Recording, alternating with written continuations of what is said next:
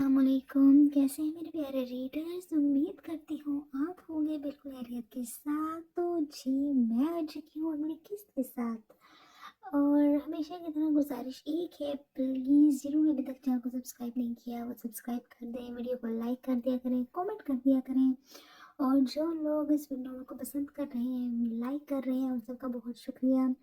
اور آپ سب کامنٹ میں اس بات پہ کافی خفا رہتے ہیں کہ آہن جو ہے وہ زرش کے ساتھ بالکل صحیح نہیں کر رہا، لیکن میں آپ کو ایک بات بتاتے چلوں کہ آپ بالکل پریشان نہ ہوں۔ آہن جو کرے گا وہ اس کو بھرے گا، اور سب ٹھیک ہوگا، آپ مایوس بالکل نہیں ہوں گے۔ تو جی یہ میں اس کو بتا رہی ہوں آپ کو، تسلی رہے، اتنے جذباتی نہ ہوں سب ٹھیک ہی ہوگا۔ اور عامل جو کرے گا، اگر غلط کرے گا تو اس کے ساتھ غلط ہوگا، اور مزید کیا کیا ہوگا یہ تو پھر اب آپ کو ناول کے ساتھ ہی پتہ چلے گا۔ تو جی وقت ضائع بالکل نہیں کرتے، ایپیسوڈ کی طرف چلتے ہیں۔ ہر رنگ دھنک کا تیرے نام کی نمبر 49۔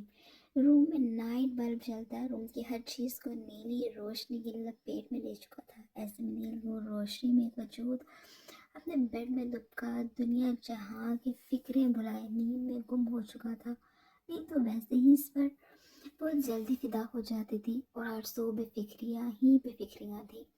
کچھ رشتے واقعی اتنے خوبصورت ہوتے ہیں کہ ان کی موجودگی، ان کا ساتھ انسان کو پرسکون کر دیتا ہے۔ ماں باپ اور بہن بھائی شاید انہی رشتوں میں سر فہرست ہوتے ہیں۔ یہی وجہ تھی کہ زرش عباس زادہ اور زرار خان زادہ کے سونپے گئے مان اور یقین پر وہ ہر ٹینشن، ہر فکر بھلائے آج اپنی ساری نیندیں پورے کرنے والی تھی۔ پھر کل رات میں روم میں آہل خان زادہ کی موجودگی اور ذہنی اذیت نے اسے کہاں سونے دیا تھا، مگر آج تو راوی چین ہی چین تھا۔ اب دیکھا جائے تو آدھی رات بھی نہیں ہوئی تھی، چاند نے بھی ہر آہستہ آہستہ گھٹنا شروع کر دیا تھا، مگر آج بھی اس کی روشنی ہنوز قائم تھی، ساتھ ہی میٹھی ٹھنڈی ہوائیں چلتی مزید سرور بخش رہی تھی۔ رات کا یہ منظر تو بے حد دل فریب تھا، مگر کہتے ہیں کہ جب انسان کے اندر کا موسم خراب ہو تو باہر کا موسم اکثر طبیعت پر اچھا اثر ڈالنے میں ناکام رہا ہے۔ آہل خانزادہ کے ساتھ بھی آج یہی معاملہ تھا، دل تھا کہ آگ کے لپٹوں میں تھا۔ ایسے میں یہ ٹھنڈی ہوائیں، یہ چاندنی رات کیا ہی سکون دیتی۔ چھوٹی حویلی کے باہر قدر ایک سائڈ پر اپنی جیپ کے ساتھ ٹیک لگائے کھڑا سگریٹ پر سگریٹ پھونک رہا تھا۔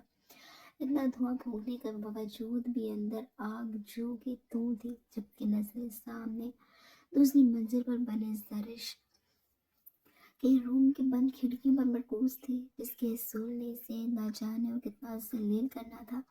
مگر ایک بات تو طے تھی کہ آہل خانزادہ کے ساتھ اس جلن کو محسوس کہ آہل خانزادہ اگر آگ میں جل رہا تھا تو زرش آہل خانزادہ کو بھی ہر حال میں اس کے ساتھ اس جلن کو محسوس کرنا ہی تھا۔ اب چاہے اس میں زرش کی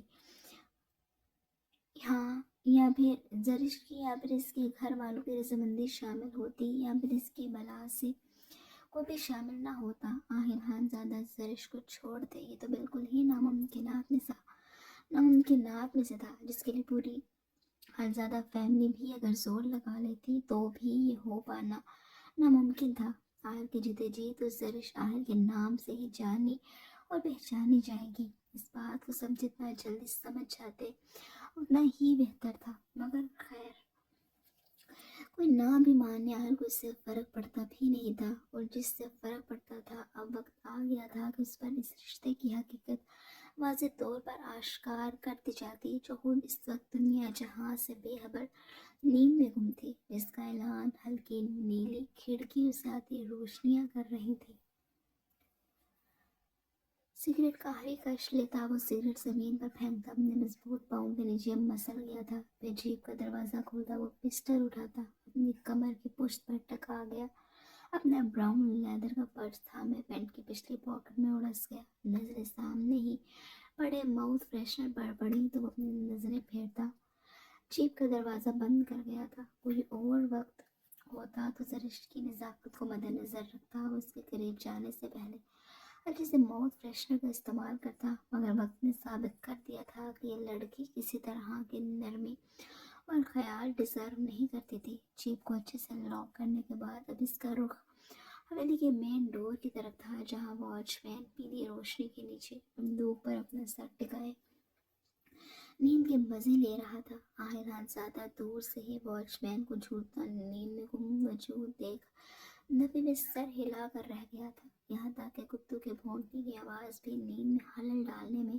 ناکام تھی۔ آہل زیادہ واچ مین کے قریب سے بے حد احتیاط سے گزرتا مین ڈور آج پھر پھلانگنے میں کامیاب ہو گیا تھا۔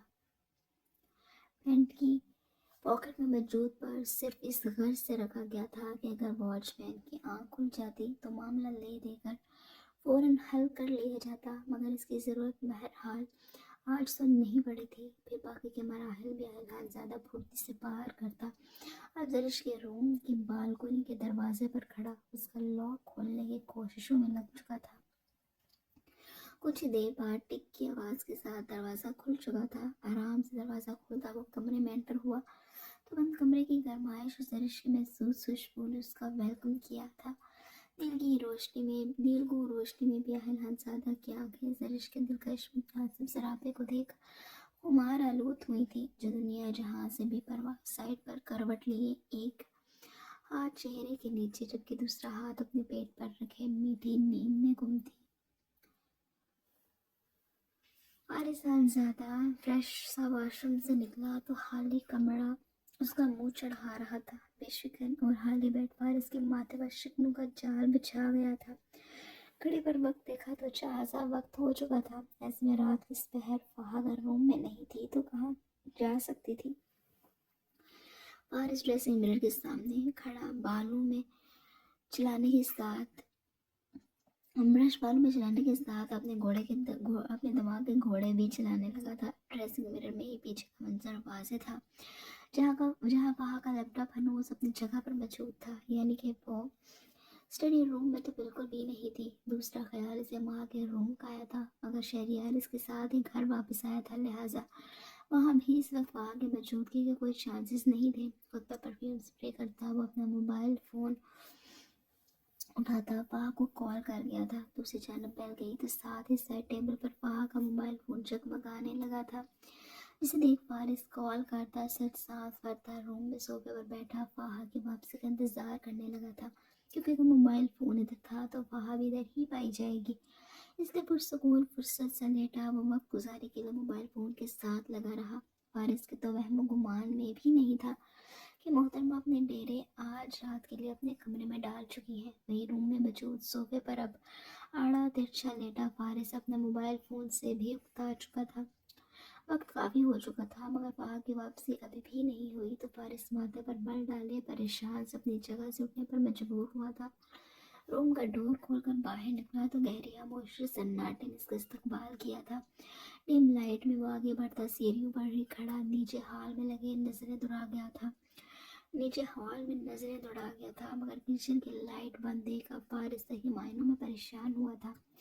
وہاں کی حویلی کے لان میں موجودگی کے خیال سے وہ پریشان سا نچلی منزل پر آتا ہال کے گلاس ڈور کو دھکیلتا باہر نکلا۔ پھر ہر جگہ دیکھ لینے کے بعد فارس پریشان سا واپس حویلی کے اندر جانے لگا کہ نظر دوسری منزل پر موجود فہا اور مہا کے مشترکہ کمرے پر اٹھی تھی، جس کی جلتی لائٹ دیکھ فارس زیادہ لب بھینچ کر رہ گیا تھا۔ دونوں ہاتھ کمر پر ٹکائے لال آنکھوں کے ساتھ اس کمرے کی کھڑکی کو گھورتا گہری سانس بھرتا ضبط کی انتہاؤں پر تھا۔ اپنے چہرے پر ہاتھ پھیرتا وہ کو قابو کرتا اندر کی طرف بڑھا۔ اس کا رخ اب دوسری منزل پر بنے فہا کے روم کی جانب تھا۔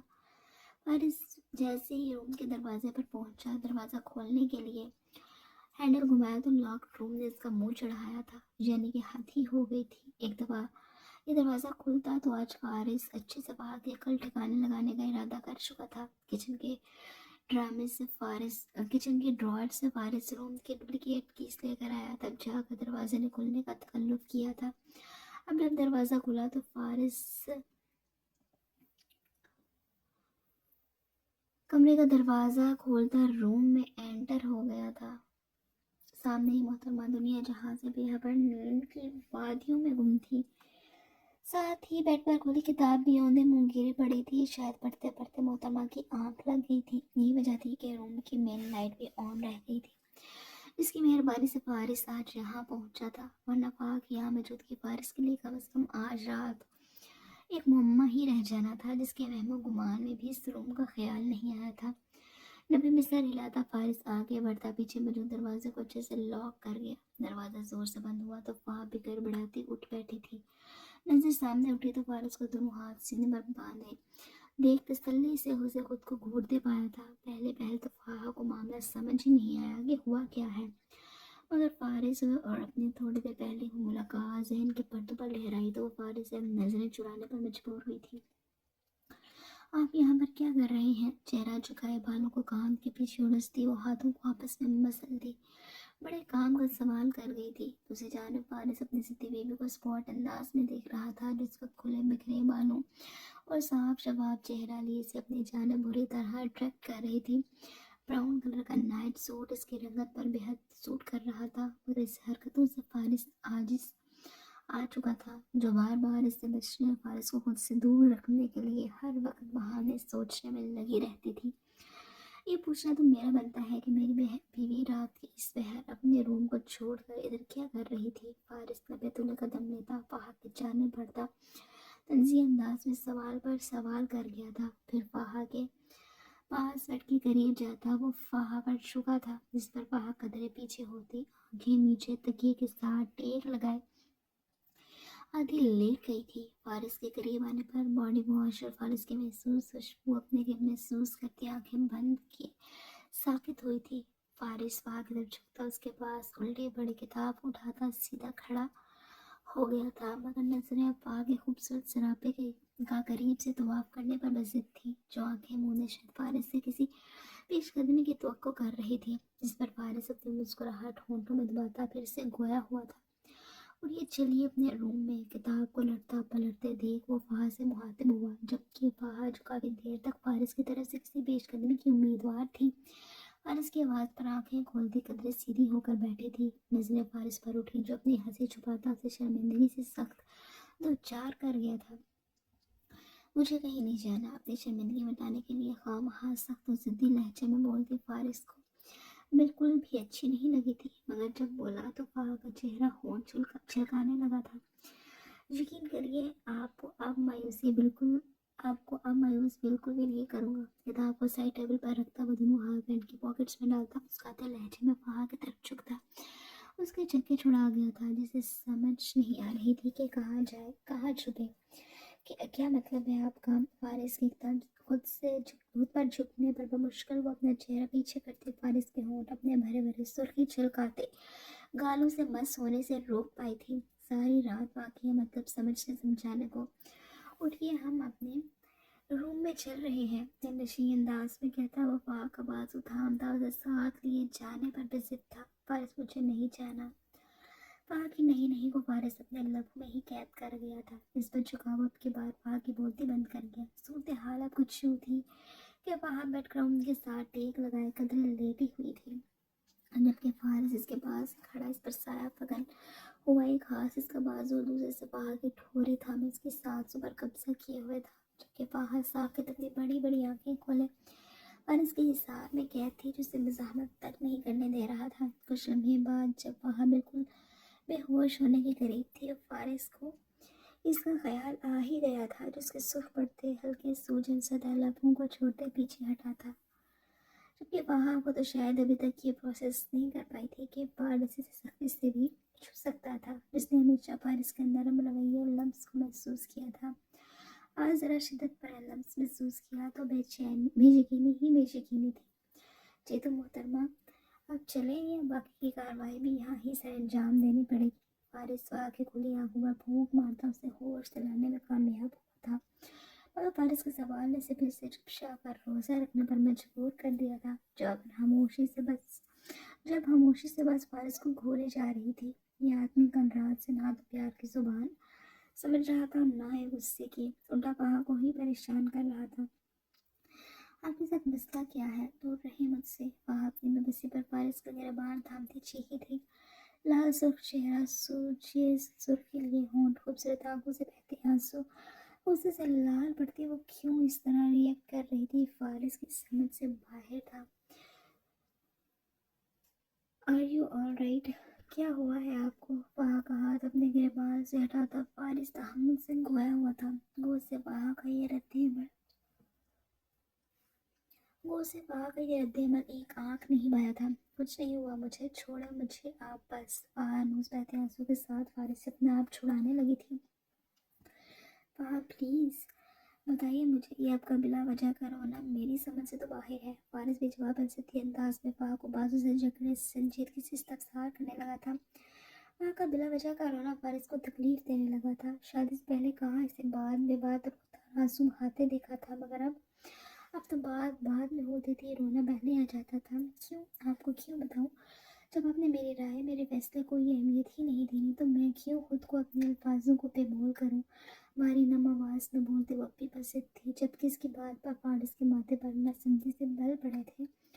वजाहत करें अपनी बात की, तहम्मुल से पूछा गया था। नहीं, मुझे कोई मज़ीद कोई बात करनी ही नहीं। आप करें अपनी मर्जियाँ, करें अपनी हवस पूरी। वाह छठा। इससे पहले आपने बात पूरी कर दी। फारिस खानज़ादा का बाहरी हाथ वहाँ के गाल पर अपना निशान छोड़ दिया था। फारिस खानज़ादा जिसके यूँ लगातार आंसू बहाने से मरने वाला हो चुका था, पाक इन अल्फाजों ने गोया उसके सबक का इम्तिहान ले लिया था। लाल सुर्ख चेहरा लिए वो आग भरती नजरें वहाँ के चेहरे पर मरकूज किए हुआ था, जो कि अब सनसनाते गाल पर हाथ रखे साकित हैरान से फारिस को बहती आंखों से देख रही थी। समझ नहीं आ रहा था कि गाल पर पड़ने वाले तमाचे का दर्द ज़्यादा था या फिर अपनी बेबसी की तकलीफ ज़्यादा थी।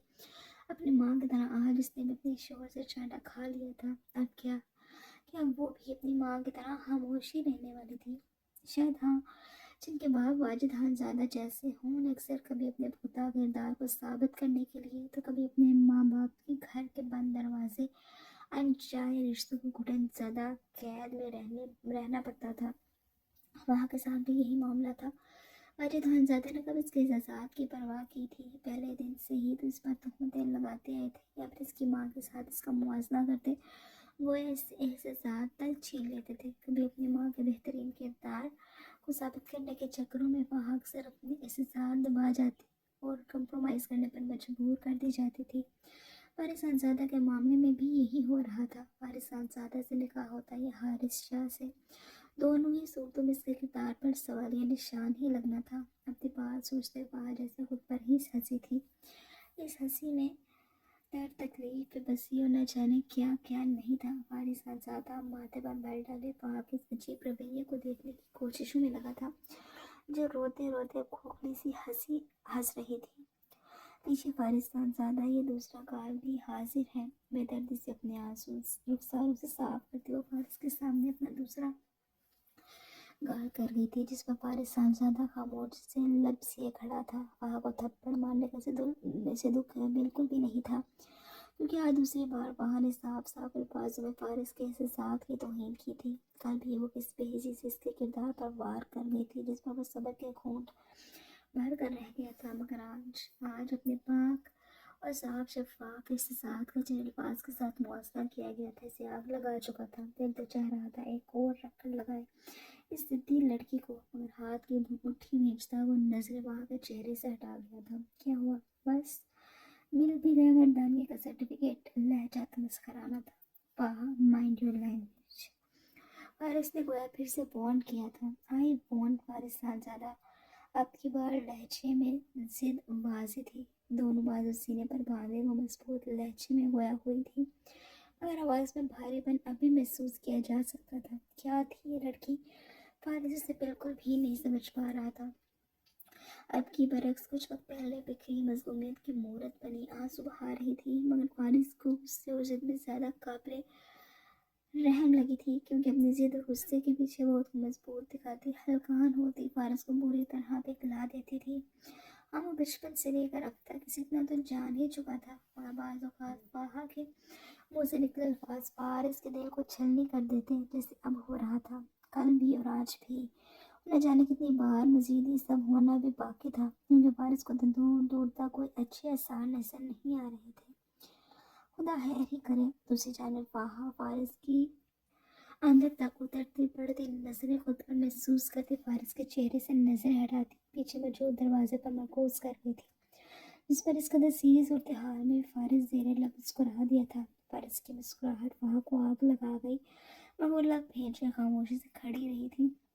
आपको क्या लगता है फ़ारिस साहबज़ादा यूँ बार-बार मेरे जज़्बात, मेरे किरदार की धज्जियाँ उड़ाने की सूरत में फ़ारिस साहबज़ादा को छोड़ने पर मजबूर हो जाएगा?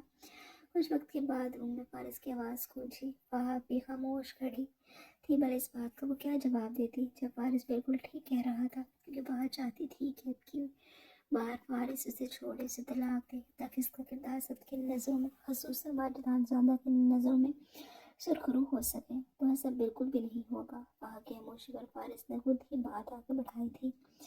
अपनी बात के दौरान ही फ़ारिस 2 कदम लेता फ़ाहा के करीब हुआ था। इसके झटपटाने पर आंखें दिखाता अपने हिसार में ले गया था, फिर जबरदस्ती इसके सूजे सुर्खीमाल गाल पर अपने लब रखता पीछे हटा। इस सारे अमल में फ़ाहा का एहतजाज हनूज अपनी जगह पर कायम था। और इसके लब फ़ाहा के गाल से हटे तो फ़ाहा जोर से अपना वही गाल रगड़ती नाराज छोटी बच्ची मालूम हो रही थी। यकीन मानिए, आपका ये अंदाज मुझे ज़्यादा अपील करता है। जी चाहता है कि अपने आप वजूद पर अपने लम्स की ऐसे निशानात छोड़ूं कि जो अब किसी को सख्त टक्कर दे सके। फ़ारिस के बाद में फ़ाहा सुर्ख पड़ता चेहरा मज़ीद लाल टमाटर हुआ था। क्या आप ब्लश कर रही हैं? हालात को साजगार बनाने की कोशिशें फ़ारिस साहबज़ादा की तरफ से हो चुकी थी। अगर फ़ाहा ने गलत अल्फाज इस्तेमाल किए थे तो फ़ारिस ने हाथ उठा दिया था। टिट फॉर टैट हो चुका था। अब गेम दोनों तरफ से फेयर हो चुकी थी। क्या आपका दिमाग खराब हो गया है? दो बदू सवाल किया गया था। फ़ारिस की इस कदर गुर्बत पर फ़ाहा लब भींचे संजीदा अंदाज में गोया हुई थी। सुर्खी और आग छिलकाता चेहरा कुछ और ही कहानी सुना रहा था। नहीं, नीयत खराब हो चुकी है, दिलकश अंदाज में अर्ज़ बयान की गई थी। मेरे पास इसका कोई इलाज नहीं। अर्ज़ मुस्तरद हो चुकी थी। बाखुदा मेरा इलाज भी आप हैं, मुआलिज भी। फ़ाहा को मज़ीद करीब करते फ़ारिस खूबसूरत लहजे में मुखातिब हुआ था। ये डायलॉग बाजी बंद करें और जाइए यहाँ से। फ़ाहा की बात तंग आ चुकी थी, इसलिए झुंझलाती गोया हुई थी। ओके, तो फिर चलिए। फ़ाहा फ़ारिस का हाथ थामे बंद दरवाजे की तरफ बढ़ा था। मैं नहीं, आप जाइए यहाँ से। ये भी सही है, पहले आपको थप्पड़ खाऊं, फिर आपका बिस्तर भी गर्म रखो। मुँह ही मुँह में बुड़बुड़ करती वो फ़ारिस को जताने से बाज नहीं आई थी। दूसरी जाने फ़ारिस भी इसके इतनी जल्दी नॉर्मल हो जाने पर हैरान हुआ था, मगर इस बात ने फ़ारिस पर वाज़ेह कर दिया था कि मोहतरमा को मनाने के लिए अच्छे खासे जतन करने थे।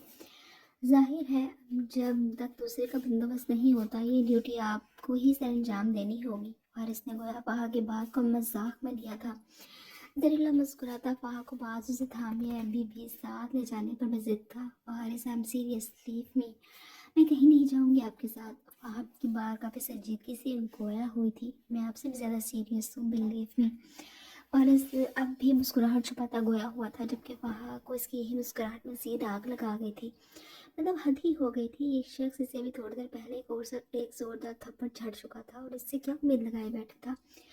सीरियस है तो जाइए यहाँ से। फ़ाहा कतरे गुस्से से तिनक कर बोली थी। आधी रात से भी ज़्यादा वक्त गुजर चुका था ये, मगर ये आदमी यहाँ खड़ा इसका सख्त आजमा रहा था। वही तो मैं कह रहा हूँ, चलिए मेरे साथ। फ़ारिस, यानी हद हो गई थी डीठपन की। अच्छा, काम डाउन, आप मेरे साथ तो चलिए। सच में कोई ऐसी वैसी हरकत नहीं करूँगा। फ़ारिस अफ़वाह को लाल भी लपटते देख सूरज अंदाज में गोया हुआ था। तो फिर मैं साथ क्यों चलूँ? फ़ाहा शदीद गुस्से में ये बात कहती फ़ारिस को कहा लगाने पर मजबूर कर गई थी। फ़ारिस की यूं मुंह फाड़ कर हंसने पर फ़ाहा को रियलाइज़ हुआ वो क्या बोल चुकी थी। आई मीन, फिर मुझे यही रहने दें। फ़ाहा शर्मिंदा होती नज़र चुराती गोया हुई थी। नहीं, आप मेरे साथ चलें, क्योंकि मुझे आप मेरे रूम में ही चाहिए हो। इसलिए आपको तंग बिल्कुल भी नहीं करूँगा। अब फ़ारिस भी संजीदा होता फ़ाहा को उसे साथ लेकर जाने के लिए कन्विंस करने लगा था। फ़ाहा कुछ पल संजीदगी से फ़ारिस का चेहरा देखती रही। ठीक है, मैं आपके साथ चलूँगी, मगर आप सोफे पर सोएंगे। फ़ाहा को तो लगता था फ़ारिस पर 1% भी भरोसा नहीं था। चलिए ऐसा करेंगे, आप आज के रात अपनी मजबूत सरहद हमारे बीच कायम कर लेना। लहजा मजाक उड़ाता था जिस पर फ़ाहा ने ध्यान नहीं दिया था। ठीक है, चलिए। तंग किया हुआ है आपने। फ़ाहा ने जमाई रोकती झुंझलाती फ़ारिस के आगे आगे चलने लगी थी, जिसमें फ़ारिस मुस्कुराते इसके पीछे हो लिया। फिर ये दोनों सोते तक लड़ते झगड़ते रहे थे, जबकि सफ़ेद तकियों की मजबूत सरहद कायम हो चुकी थी, जो कि यकीनन फ़ाहा के नींद में गुम हो जाने की सूरत में तहस नहस हो जानी थी। और हुआ भी ऐसा ही था। वहाँ के नींद में जाने के कुछ लम्हों के बाद सफ़ेद तकिया फारस की कमर के साथ लगता उठता हुआ ज़मीन बोझ होने लगा। शायद मुकाबले की टांग ने कुछ ज़्यादा ही जोर का हमला कर दिया था। फारस मुस्कुराता उसे तकिए को गिरने से बचाता अपने मजबूत बाजू में कैद किए करवट के बल लेटा खुद भी सोने की कोशिश करने लगा था।